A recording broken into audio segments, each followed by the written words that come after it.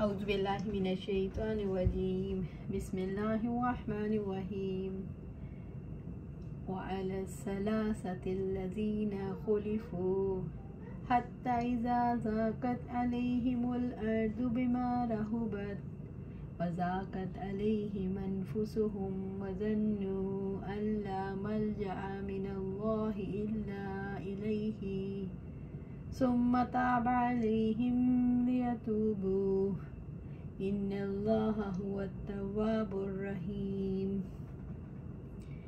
और इन तीनों पर भी उसने तवज्जो फरमाई जो पीछे रखे गए, यहाँ तक कि जब ज़मीन उन पर तंग हो गई, बावजूद इसके कि वसी थी, और इन पर उनकी जानें तंग हो गईं, और उन्होंने यकीन कर लिया कि अल्लाह ताला से ख़ुद उसके सिवा कोई जापनाह नहीं। फिर अल्लाह ताला ने भी उन पर मेहरबानी के साथ तवज्जो फरमाई ताकि वो तौबा करें। यकीनन अल्लाह ताला बहुत तौबा कबूल करने वाला, नहायत रहम वाला है। सूरत तौबा आया 118। अल्लाह ताला ने इन तीन लोगों की तौबा कबूल फरमा ली जो ग़ज़वा तबूक में मुसलमानों के साथ नहीं जा सके थे। ये काब बिन मालिक, मरारा बिन रबी और हलाल बिन उमैया रज़ी अल्लाह ताला अन्हु थे। अब्दुर्रहमान बिन काब से रवायत है, जब काब रज़ी अल्लाह ताला अन्हु नाबीना हो गए तो उनके लड़कों में वही काब को रास्ते में पकड़ कर चलाते थे। उन्होंने बयान किया कि मैंने काब रज़ी अल्लाह ताला अन्हु से उनके ग़ज़वा तबूक में शरीक ना हो सकने का वाक़या सुना। उन्होंने बताया कि ग़ज़वा तबूक के सिवा और किसी ग़ज़वे में ऐसा नहीं हुआ था कि मैं रसूलुल्लाह सल्लल्लाहु अलैहि वसल्लम के साथ शरीक ना हुआ हूँ। अलबत्ता ग़ज़वा बदर में भी शरीक ना हुआ था, लेकिन जो लोग ग़ज़वा बदर में शरीक नहीं हो सके थे उनके मुतालिक रसूलुल्लाह सल्लल्लाहु अलैहि वसल्लम ने किसी किस्म की खफगी का इजहार नहीं फरमाया था, क्योंकि आप सल्लल्लाहु अलैहि वसल्लम इस मौका पर सिर्फ कुरैश के काफ़िले की तलाश में निकले थे। लेकिन अल्लाह ताला के हुक्म से किसी पहली तैयारी के बगैर आप सल्लल्लाहु अलैहि वसल्लम की दुश्मनों से टक्कर हो गई और मैं लैला उक़बा में रसूलुल्लाह सल्लल्लाहु अलैहि वसल्लम की खिदमत में हाजिर हुआ। यह वही रात है जिसमें हमने इस्लाम के लिए अहद किया था, और मुझे यह ग़ज़वा बदर से भी ज़्यादा अजीज़ है। अगरचे बदर का लोगों की ज़ुबानों पर चर्चा ज़्यादा है, मेरा वाक़या ये है कि मैं कभी अपनी ज़िंदगी में इतना कवि और इतना साहिब माल नहीं हुआ था जितना इस मौका पर था, जबकि मैं रसूलुल्लाह सल्लल्लाहु अलैहि वसल्लम के साथ तबूक के ग़ज़वे में शरीक नहीं हो सका था। खुदा की कसम, इससे पहले कभी भी मेरे पास 2 ऊँट जमा नहीं हुए थे, लेकिन इस मौका पर मेरे पास 2 ऊँट मौजूद थे।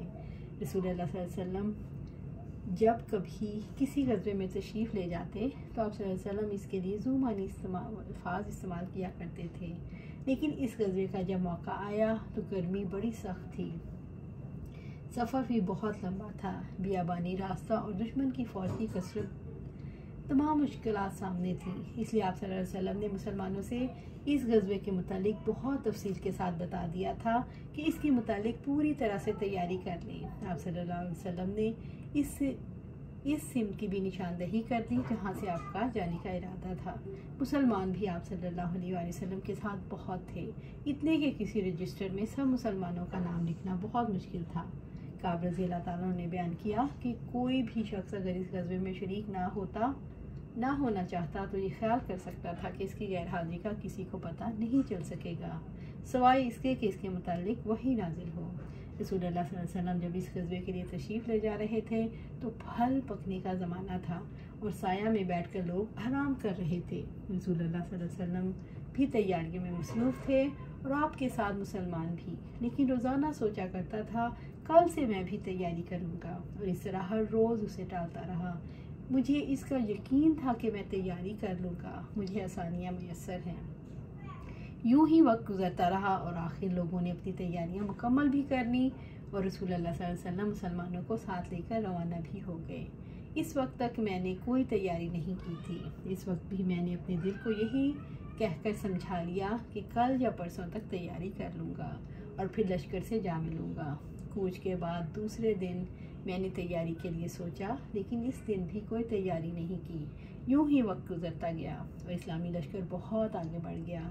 ग़ज़वे में शिरकत मेरे लिए बहुत दूर की बात हो गई और मैं यही इरादा करता रहा कि यहाँ से चलकर उन्हें पालूंगा। काश मैंने ऐसा कर लिया होता। लेकिन ये मेरे नसीब में नहीं था। रसूलुल्लाह सल्लल्लाहु अलैहि वसल्लम के तशरीफ़ ले जाने के बाद जब मैं बाहर निकलता तो मुझे बड़ा रंज होता, क्योंकि या तो वो लोग नज़र आते जिनके चेहरों से नफाक टपकता था, या फिर वो लोग जिन्हें अल्लाह ताला ने माजूर और ज़ईफ़ करार दे दिया था। रसूलुल्लाह सल्लल्लाहु अलैहि वसल्लम ने मेरे बारे में किसी से कुछ नहीं पूछा था, लेकिन जब आप तबूक पहुँच गए तो वहीं एक मजलिस में आप सल्लल्लाहु अलैहि वसल्लम ने दरियाफ़त फरमाया, काब ने क्या किया?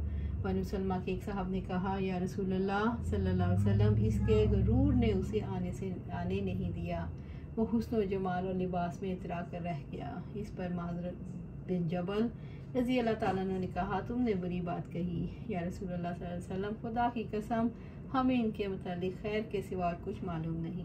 रसूलुल्लाह सल्लल्लाहु अलैहि वसल्लम ने कुछ नहीं फरमाया। काब बिन मालिक रज़ी अल्लाह ताला ने बयान किया कि जब मुझे मालूम हुआ कि रसूलुल्लाह सल्लल्लाहु अलैहि वसल्लम वापस तशरीफ़ ला रहे हैं तो अब मुझे फ़िक्र सवार हुई और मेरा जहन कोई ऐसा झूठा बहाना तलाश करने लगा जिससे मैं कल रसूलुल्लाह सल्लल्लाहु अलैहि वसल्लम की खफगी से बच सकूं। अपने घर के हर अक्लमंद आदमी से उसके मुतालिक मैंने मशवरा लिया, लेकिन जब मुझे मालूम हुआ कि रसूलुल्लाह सल्लल्लाहु अलैहि वसल्लम मदीना से बिल्कुल करीब आ चुके हैं तो गलत ख्यालात मेरे जहन से निकल गए और मुझे यकीन हो गया इस मामले में झूठ बोलकर मैं अपने आप को किसी तरह महफूज नहीं कर सकता। चुनाचे मैंने पुख्ता बात कहने का इरादा कर लिया। सुबह के वक्त रसूलुल्लाह सल्लल्लाहु अलैहि वसल्लम तशरीफ़ लाए। जब आप किसी सफ़र से तशरीफ़ लाते तो आपकी आदत थी पहले मस्जिद में तशरीफ़ ले जाते, 2 रकत नमाज़ पढ़ते, फिर लोगों के साथ मजलिस में बैठते। जब आप इस अमल से फारिग हो चुके होते तो आपकी खिदमत में लोग आने लगे जो ग़ज़वे में शरीक नहीं हो सके थे और कसम खा खा कर अपने उज़र बयान करने लगे। ऐसे लोगों की तादाद 80 के करीब थी। रसूलुल्लाह सल्लल्लाहु अलैहि वसल्लम ने उनके ज़ाहिर को कबूल फरमा लिया, उनसे अहद लिया, उनके लिए मग़फ़िरत की दुआ फरमाई और उनके बातिन को अल्लाह ताला के सुपुर्द किया। इसके बाद मैं हाजिर हुआ, मैंने इस्लाम किया तो आप सल्लल्लाहु अलैहि वसल्लम मुस्कुराए। आपकी मुस्कुराहट में खफकी थी। आप सल्लल्लाहु अलैहि वसल्लम ने फरमाया, आओ। मैं चंद कदम चलकर आप सल्लल्लाहु अलैहि वसल्लम के सामने बैठ गया। आप सल्लल्लाहु अलैहि वसल्लम ने मुझसे दरियाफ़त फरमाया, तुम ग़ज़वे में शरीक क्यों नहीं हुए?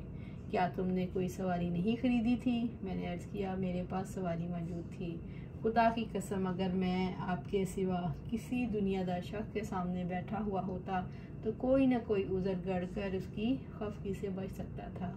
मुझे खूबसूरती के साथ गुफ्तगू का सलीका मालूम है, लेकिन खुदा की कसम मुझे यकीन है अगर आज मैं आप सल्लल्लाहु अलैहि वसल्लम के सामने झूठा उज़र बयान करके आप सल्लल्लाहु अलैहि वसल्लम को राज़ी कर लूँ तो बहुत जल्द अल्लाह ताला आप सल्लल्लाहु अलैहि वसल्लम को मुझसे नाराज़ कर देगा। इसकी बजाय अगर मैं आप सल्लल्लाहु अलैहि वसल्लम से सच्ची बात बयान कर दूं तो यकीनन आप सल्लल्लाहु अलैहि वसल्लम को मेरी तरफ से खफगी होगी, लेकिन अल्लाह ताला से मुझे माफ़ी की पूरी उम्मीद है। नहीं, अल्लाह की कसम मुझे कोई उज़र नहीं था। खुदा की कसम इस वक्त से पहले कभी मैं इतना फारिगुल बाल नहीं था और फिर भी मैं आप सल्लल्लाहु अलैहि वसल्लम के साथ शरीक नहीं हो सका। रसूलुल्लाह सल्लल्लाहु अलैहि वसल्लम ने फरमाया, उन्होंने सच्ची बात फरमा दी। अच्छा अब जाओ, यहाँ तक कि अल्लाह ताला तुम्हारे बारे में ख़ुद कोई फ़ैसला कर दे। मैं उठ गया और मेरे पीछे बनु सलमा के कुछ लोग भी दौड़े हुए आए। मुझे से कहने लगे, खुदा की कसम हमें तुम्हारे मुतालिक ये मालूम नहीं था कि इससे पहले तुमने कोई गुनाह किया है और तुमने बड़ी कोताही की। रसूलुल्लाह सल्लल्लाहु अलैहि वसल्लम के सामने कोई उज़र नहीं बयान किया जैसा दूसरे ना शरीक होने वालों ने बयान कर दिया। तुम्हारे गुनाह के लिए रसूलुल्लाह सल्लल्लाहु अलैहि वसल्लम का इस्तग़फ़ार ही काफ़ी हो जाता। खुदा की कसम इन लोगों ने मुझे इस पर इतनी मलामत की कि मुझे ख्याल आया कि वापस जाकर रसूलुल्लाह सल्लल्लाहु अलैहि वसल्लम से कोई झूठा उज़र कर रहा हूँ। फिर मैंने उनसे पूछा, क्या मेरे अलावा किसी और ने भी मुझ जैसा उज़र बयान किया? उन्होंने बताया, हाँ, 2 हज़रात ने इस माज़रत की जिस तरह तुमने की है, और उन्हें जवाब भी वही मिला जो तुम्हें मिला। मैंने पूछा उनके नाम क्या हैं? उन्होंने बताया, मरार इब्न रबी अमरी और हलाल बिन उमैया वाक़फ़ी। इन 2 ऐसे सहाबा का नाम उन्होंने ले दिया जो साले थे और बदर की जंग में शरीक हुए थे। इनका तर्ज़ अमल मेरे लिए नमूना बन गया। चुनाचे जब उन्होंने इन बुज़ुर्गों का नाम लिया तो मैं अपने घर चला आया और रसूलुल्लाह सल्लल्लाहु अलैहि वसल्लम ने लोगों को हमसे बातचीत करने की मवानियत कर दी। बहुत से लोग जो ग़ज़वे में शरीक नहीं हुए थे उनमें से सिर्फ़ हम 3 थे। लोग हमसे अलग अलग रहने लगे और सब लोग बदल गए। ऐसा लगता था हमसे सारी दुनिया बदल गई, हमारा इससे कोई वास्ता ही नहीं है। 50 दिन तक हम इसी तरह रहे। मेरे 2 साथियों ने अपने घरों से निकलना ही छोड़ दिया, बस रोते रहते थे। लेकिन मेरे अंदर हिम्मत थी कि मैं बाहर निकलता था, मुसलमानों के साथ नमाज में शरीक होता था और बाज़ारों में घूमा करता था, लेकिन मुझसे बोलता कोई नहीं था। मैं रसूल अल्लाह सल्लल्लाहु अलैहि वसल्लम की खिदमत में भी हाजिर होता था। आप सल्लल्लाहु अलैहि वसल्लम को सलाम करता था। जब आप सल्लल्लाहु अलैहि वसल्लम नमाज के बाद मस्जिद में बैठते, मैं इसकी जुस्तजू में लगा रहता कि देखूं सलाम के जवाब में रसूल अल्लाह सल्लल्लाहु अलैहि वसल्लम की मुबारक होंठ हिले या नहीं। फिर आप सल्लल्लाहु अलैहि वसल्लम के करीब ही नमाज पढ़ने लग जाता और आपको कनखियों से देखता रहता। जब मैं अपनी नमाज में मशगूल हो जाता तो रसूलुल्लाह सल्लल्लाहु अलैहि वसल्लम मेरी तरफ देखते, लेकिन जो ही मैं आपकी तरफ देखता आप अपना रुख फेर लेते। आखिर जब इस तरह लोगों की बेरुखी बढ़ी तो मैं एक दिन अबू कतादा रज़ियल्लाहु ताला अन्हु के बाग की दीवार पर चढ़ गया। वो मेरे चचाजाद भाई थे और मेरा उनसे बहुत गहरा ताल्लुक़ था। मैंने उन्हें सलाम किया, लेकिन खुदा की कसम उन्होंने भी मेरे सलाम का जवाब नहीं दिया। मैंने कहा, अबू कतादा, तुम्हें अल्लाह की कसम, क्या तुम नहीं जानते मुझे अल्लाह ताला और उसके रसूल सल्लल्लाहु अलैहि वसल्लम से कितनी मोहब्बत है? उन्होंने कोई जवाब नहीं दिया। मैंने दोबारा उनसे यही सवाल किया, खुदा की कसम देकर, लेकिन अभी वो खामोश थे। फिर मैंने अल्लाह ताला का वास्ता देकर उनसे यही सवाल किया। इस मरतबा उन्होंने सिर्फ यही कहा, अल्लाह ताला और उसके रसूल सल्लल्लाहु अलैहि वसल्लम को ज़्यादा इल्म है। इस पर मेरे आंसू फूट पड़े। मैं वापस चला आया और दीवार पर चढ़कर नीचे बाहर उतर आया। उन्होंने बयान किया, एक दिन मैं मदीना के बाज़ार में जा रहा था कि शाम का एक काश का जो गला बेचने मदीने आया था पूछ रहा था कि काब बिन मालिक रज़ियल्लाहु ताला अन्हु कहाँ रहते हैं। लोगों ने मेरी तरफ इशारा किया तो वो मेरे पास आया और मुल्क गस्सान का एक ख़त मुझे दिया। इस ख़त में तहरीर था, अम्मा बाद मुझे मालूम हुआ कि तुम्हारे साहब यानी रसूलुल्लाह सल्लल्लाहु अलैहि वसल्लम तुम्हारे साथ ज़्यादती करने लगे हैं। अल्लाह ताला ने तुम्हें कोई जलील नहीं पैदा किया कि तुम्हारा हक़ ज़ाया किया जाए। तुम हमारे पास आ जाओ, हम तुम्हारे साथ बेहतर सलूक करेंगे। जब मैंने ये ख़त पढ़ा तो मैंने कहा, ये एक इम्तहान आ गया है। मैंने इस ख़त को तनूर में जला दिया। इन 50 दिनों में से जब 40 दिन गुजर गए तो रसूलुल्लाह सल्लल्लाहु अलैहि वसल्लम के एलची मेरे पास आए और कहा, रसूलुल्लाह सल्लल्लाहु अलैहि वसल्लम ने तुम्हें हुक्म दिया है कि अपनी बीवी के करीब ना जाओ। मैंने पूछा, मैं इसे तलाक दे दूँ या फिर मुझे क्या करना चाहिए? उन्होंने बताया, नहीं, सिर्फ इनसे जुदा रहो, इनके करीब ना जाओ। मेरे दोनों साथियों को जिन्होंने मेरी तरह माजत की थी उन्हें भी यही हुक्म आप सल्लल्लाहु अलैहि वसल्लम ने भेजा। मैंने अपनी बीवी से कहा, आप अपने मेके चली जाओ और इस वक्त तक वहीं रहो जब तक कि अल्लाह ताला इस मामले का कोई फ़ैसला ना कर दे। काब रज़ियल्लाहु ताला अन्हु ने बयान किया कि हलाल बिन उमैया जिनका मकाता हुआ था कि बीवी रसूलुल्लाह सल्लल्लाहु अलैहि वसल्लम की खिदमत में हाजिर और अर्ज़ की, या रसूलुल्लाह सल्लल्लाहु अलैहि वसल्लम, हलाल बिन उमैया बहुत ही बूढ़े और कमज़ोर हैं, उनके पास कोई खादिम भी नहीं, क्या मैं उनकी खिदमत कर दिया करूँ? तो आप सल्लल्लाहु अलैहि वसल्लम नापसंद फरमाएंगे। तो रसूलुल्लाह सल्लल्लाहु अलैहि वसल्लम ने फरमाया, सिर्फ वो तुमसे सोहबत ना करे। उन्होंने अर्ज़ की, खुदा की कसम, वो तो हरकत भी नहीं कर सकते। जब से ये खफकी उन पर हुई है वो दिन है और आज का दिन उनके आंसू थमने में नहीं आते। मेरे घर के बाद लोगों ने कहा, जिस तरह हलाल बिन उमैया रज़ियल्लाहु ताला अन्हु की बीवी को उनकी खिदमत करते रहने की इजाज़त रसूलुल्लाह सल्लल्लाहु अलैहि वसल्लम ने दे दी है, आप भी उस तरह की इजाज़त रसूलुल्लाह सल्लल्लाहु अलैहि वसल्लम से ले लीजिए। मैंने कहा, नहीं, खुदा की कसम, मैं उसकी इजाज़त नहीं लूँगा। मैं जवान हूँ, पता नहीं जब मैं रसूलुल्लाह सल्लल्लाहु अलैहि वसल्लम से इजाज़त लेने जाऊँ तो रसूलुल्लाह सल्लल्लाहु अलैहि वसल्लम क्या फ़रमाए। इस तरह 10 दिन और गुजर गए। जब से रसूलुल्लाह सल्लल्लाहु अलैहि वसल्लम ने हमसे बातचीत करने की मवानियत फरमाई थी, उसके 50 दिन पूरे हो गए। 50वीं रात की सुबह को जब मैं फजर की नमाज़ पढ़ चुका और अपने घर की छत पर बैठा हुआ था, इस तरह जैसा कि अल्लाह ताला ने जिक्र किया, मेरा दम घुटा जा रहा था और ज़मीन तमाम वसअतों के बावजूद मेरे लिए तंग होती जा रही थी। मैंने एक पुकारने वाले की आवाज़ सुनी, जबल बिलसला पर चढ़कर कोई बुलंद आवाज़ से कह रहा था, काब बिन मालिक, तुम्हें बशारत हो। उन्होंने बयान किया, ये सुनते ही मैं सजदे में गिर पड़ा। मुझे यकीन हो गया फराकी हो जाएगी। फजर की नमाज के बाद रसूलुल्लाह सल्लल्लाहु अलैहि वसल्लम ने अल्लाह ताला की बारगाह में हमारी तौबा की कबूलियत का ऐलान कर दिया। लोग मेरे यहाँ बशारत देने के लिए आने लगे और मेरे 2 साथियों को भी जाकर बशारत दी। एक साहब ज़ुबैर बिन अवाम रज़ी अल्लाह ताला अन्हु अपना घोड़ा दौड़ाया रहे थे। इधर कबीला असलम के एक सहाबी ने पहाड़ी पर चढ़कर आवाज़ दी। आवाज़ घोड़े से ज़्यादा तेज़ थी। जिन सहाबी ने सलाह पहाड़ी पर से आवाज़ दी थी, जब वो मेरे पास बशारत देने आए तो अपने दोनों कपड़े उतार कर इस बशारत की खुशी में मैंने उन्हें दे दिए। खुदा की कसम, इस वक्त इन 2 कपड़ों के सिवा देने के लायक और मेरे पास कोई चीज़ नहीं थी। मैंने वो कतादा रज़ी अल्लाह ताला से 2 कपड़े मांग कर पहने और रसूलुल्लाह सल्लल्लाहु अलैहि वसल्लम की खिदमत में हाजिर हुआ। जौक दर जौक लोग मुझसे मुलाकात करते जाते थे और मुझे तौबा की कबूलियत पर बशारत देते जाते थे। कहते थे, अल्लाह ताला की बारगाह में तौबा की कबूलियत मुबारक हो। काब ने कहा। आखिर में मस्जिद में दाखिल हुआ। रसूलुल्लाह सल्लल्लाहु अलैहि वसल्लम तशरीफ़ रखते थे। चारों तरफ सहाबा का मजमा था। तलहा बिन उबैद रज़ी अल्लाह ताला अन्हु दौड़ कर मेरी तरफ बढ़े और मुझसे मुसाफा किया और मुबारकबाद दी। खुदा की कसम, वहाँ मौजूद महाजिरीन में से कोई भी उनके सिवा मेरे आने पर खड़ा नहीं हुआ। तलहा का ये एहसान मैं कभी नहीं भूलूँगा। काब रज़ी अल्लाह ताला ने बयान किया, जब मैं रसूलुल्लाह सल्लल्लाहु अलैहि वसल्लम को सलाम किया तो आप सल्लल्लाहु अलैहि वसल्लम ने फरमाया, इस मुबारक दिन के लिए तुम्हें बशारत हो जो तुम्हारी उम्र का सबसे मुबारक दिन है। उन्होंने बयान किया, मैंने अर्ज़ किया, या रसूलल्लाह, ये बशारत आप सल्लल्लाहु अलैहि वसल्लम की तरफ से है या अल्लाह ताला की तरफ से? फरमाया, नहीं, बल्कि अल्लाह ताला की तरफ से।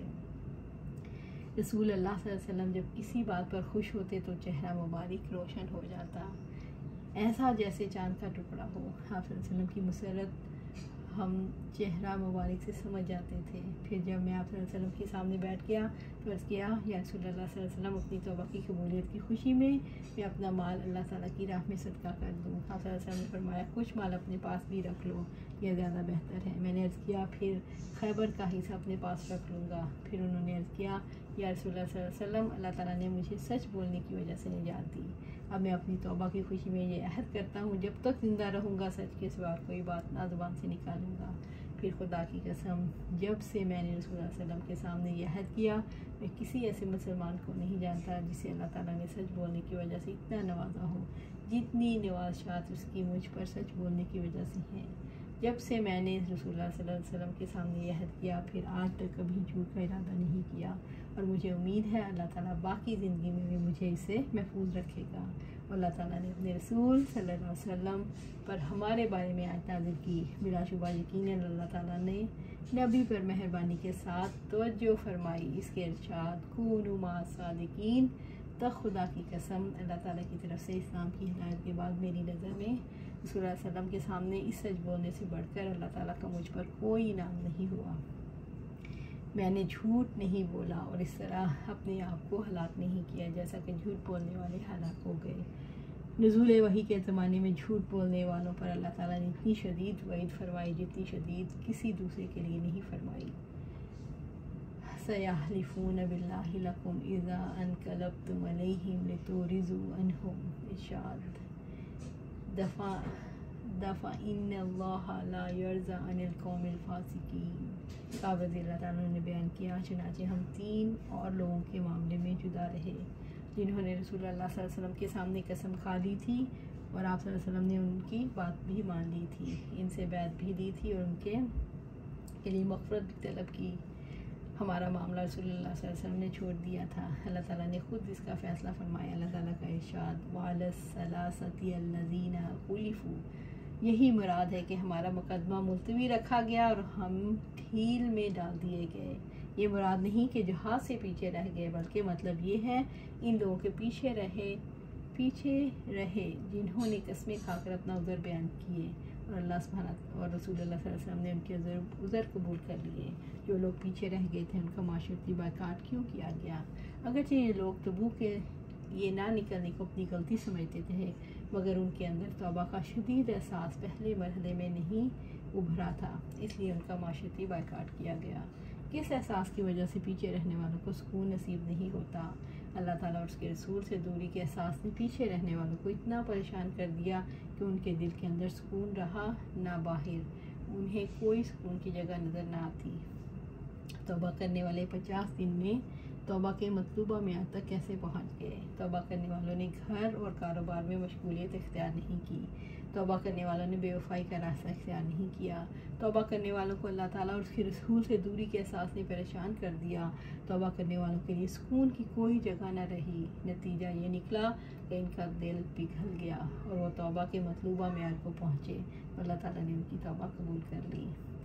अब्दुल्ला बिन काब ने खबर दी कि उनके वालिद काब बिन मालिक रज़ी अल्लाह ताला अन्हु जब नाबीना हो गए तो उनके बेटों में यही उनके रास्ते में साथ लेकर चलते थे। उन्होंने बयान किया काब रज़ी अल्लाह ताला उनके इस वाक़े के सिलसिले में सुना जिसके बारे में ये आयत नाजिल हुई।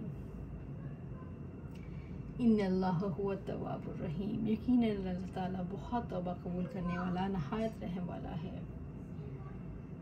इन आयत करीमा से हमारी क्या रहनुमाई मिलती है। इन आयत करीमा से इस बात की दलील है कि अल्लाह ताला का अपने बंदे की तौबा कबूल करना जलील तरीन मकसद और बुलंद तरीन मंजिल है। अल्लाह तबारक व तआला ने तौबा को अपने ख़ास बंदों का मकाम व मंजिल करार दिया। जब बंदे ऐसे अमल करते हैं जो अल्लाह ताला को पसंद है और अल्लाह ताला जिनसे राज़ी है तो अल्लाह ताला उनकी तौबा की मंजिल से नवाजता है। अल्लाह तबारक व तआला का लुत्फ़ व करम उन पर साया फगन होता है।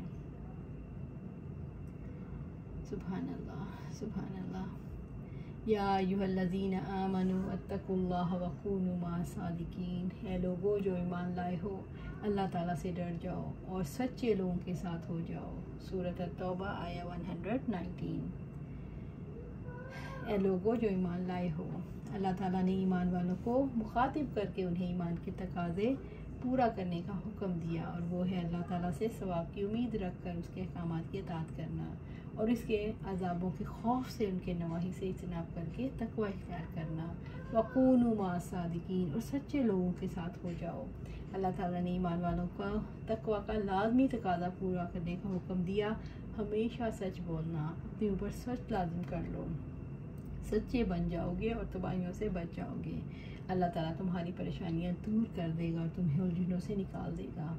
अब्दुल्ला बिन मसूद रज़ी अल्लाह ताला से रवायत है कि आप सल्लल्लाहु अलैहि वसल्लम ने फरमाया, बेशक सच आदमी को नेकी की तरफ बुलाता है और नेकी जन्नत की तरफ ले जाती है। और एक शख्स सच बोलता रहता है यहाँ तक कि वो सदीक का लक़ब और मर्तबा हासिल कर लेता है। झूठ नाफरमानी की रहनुमाई करता है और नाफरमानी जहन्नम की तरफ ले जाती है।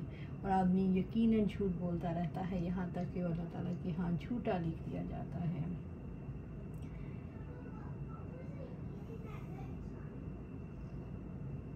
हाज़ा यौमा यनफ़उ सादिकीना सिद्क़ुहुम, ये वो दिन है जिसमें सच्चों को उनकी सच्चाई नफ़ा देगी। सूरत अल-माइदा आया 119।